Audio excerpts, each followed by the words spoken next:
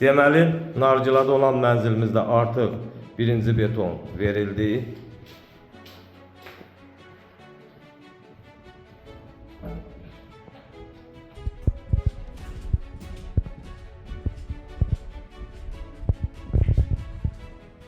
Və Penoplast artıq vuruldu. Gördüğünüz kimi səliqəli şəkildə.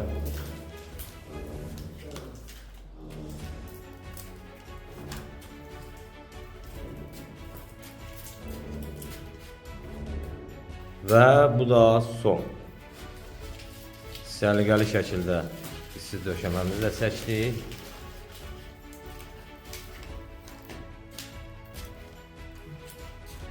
Kollektorumuz səliqəli şəkildə qoşuldu.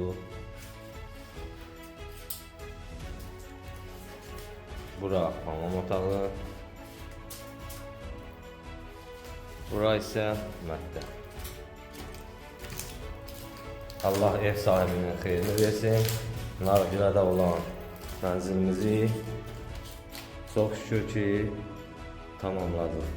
Növbəti mənzildə görüşmək ümidi ilə. Çox sağ olun.